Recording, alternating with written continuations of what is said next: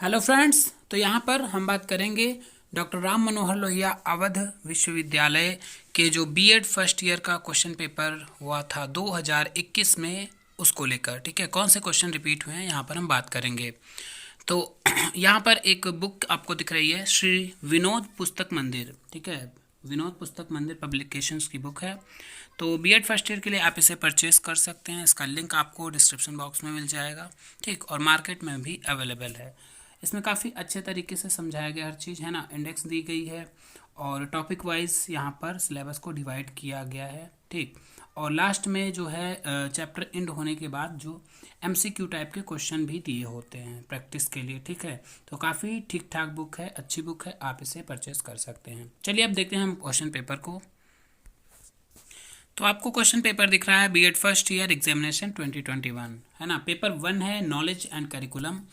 और यहाँ पर चलिए देखते हैं क्वेश्चन क्या कैसे। और इससे पहले आगे बढ़ें, एक बात ध्यान से सुन लीजिए। प्रीवियस 5 ईयर के क्वेश्चन पेपर, मतलब 5 ईयर्स, इसके अलावा 5 ईयर के क्वेश्चन पेपर हमारे चैनल पर ऑलरेडी आपको मिल जाएंगे, है ना। प्लेलिस्ट बनी हुई है, वीडियो वहाँ से आप देख सकते हैं।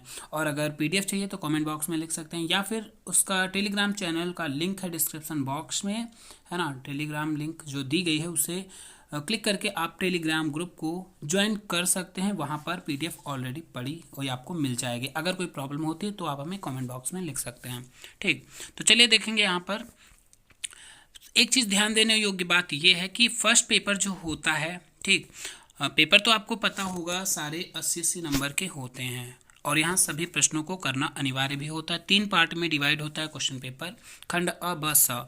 लेकिन खंड अ में काफ़ी चेंजेस होते हैं हर क्वेश्चन पेपर में, ये ध्यान देने योग्य बात है। कई लोग इसको ध्यान नहीं देते हैं और इसी वजह से स्कोर भी कम हो सकता है। देखिए यहाँ पर बात कही गई है 25 शब्दों में उत्तर देना है, जो स्टार्टिंग की वेरी शॉर्ट क्वेश्चन होते हैं हेडिंग वाइज, और ये एक एक नंबर के होते हैं।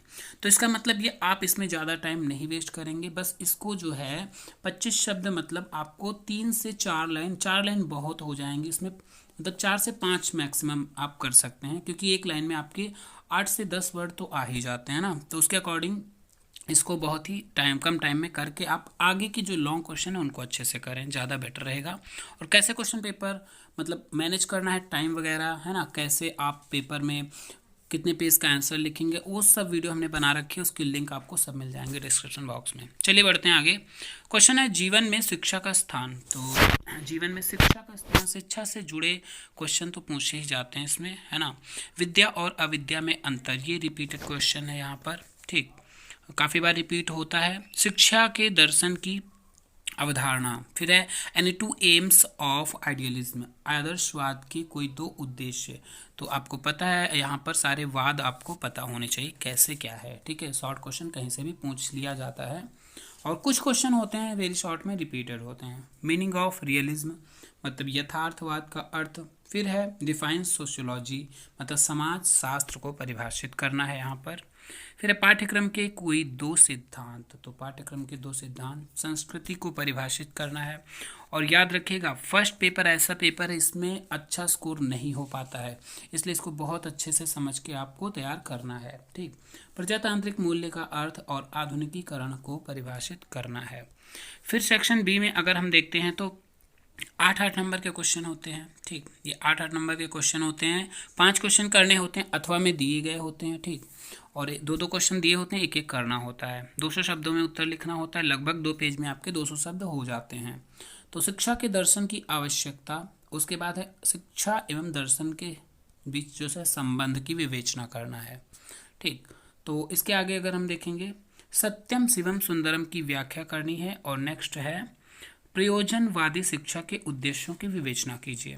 देखिए आपका कोई भी मीडियम है, हिंदी इंग्लिश, तो दोनों में पेपर आता है, कोई भी पेपर हो, हिंदी को छोड़ के, हिंदी केवल हिंदी में ही रहता है। फिर है महात्मा गांधी के अनुसार शिक्षण विधि कैसी होनी चाहिए, ये इंपॉर्टेंट रहता है। और उसके बाद है क्वेश्चन नेक्स्ट, आधुनिक शिक्षा पर वेदांत दर्शन का प्रभाव। फिर बौद्ध दर्शन में ईश्वर और आत्मा के विषय में आप क्या या क्या कहा गया है। फिर है describe the role of teacher in development of social change, सामाजिक परिवर्तन के विकास में शिक्षक की भूमिका का वर्णन करना है। तो ऐसे क्वेश्चन तो आप अपने लैंग्वेज में भी लिख सकते हैं। आधुनिकीकरण के मुख्य उद्देश्य क्या है, what is the main aims of modernisation.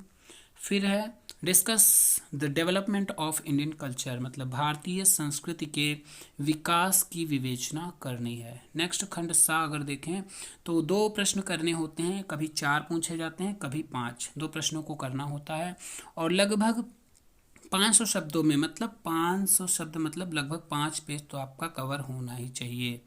ठीक, तो यहाँ पर what is the concept of sociology of education, describe the relationship between the sociology and education, शिक्षा के समाजशास्त्र की क्या अवधारणा और समाजशास्त्र और शिक्षा के बीच संबंध का वर्णन करना होता है।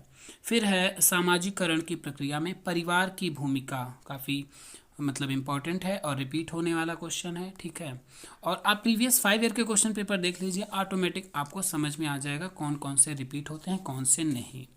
प्रकृतिवाद के अनुसार पाठ्यक्रम एवं शिक्षण विधियां क्या होनी चाहिए। फिर है शिक्षा के उद्देश्य एवं पाठ्यक्रम के बीच संबंध का वर्णन करना है। ठीक है, तो कोई भी डाउट है क्वेश्चन पेपर को लेकर, है ना, टाइम मैनेजमेंट को लेकर, तो आप हमें कमेंट बॉक्स में लिख सकते हैं। ठीक है, या फिर व्हाट्सएप नंबर आपको ग्रुप में मिल जाएगा, डिस्क्रिप्शन बॉक्स में दिया होगा। ठीक है, वहाँ से आप हमें जो है कोई भी मैसेज कर सकते हैं, कोई भी क्वेरी होती है आपको। ठीक है, तो इसके अलावा जो भी आपको क्वेश्चन पेपर चाहिए आप हमें कमेंट बॉक्स में लिख सकते हैं, आपको मिल जाएंगे। धन्यवाद, मिलेंगे नेक्स्ट वीडियो में।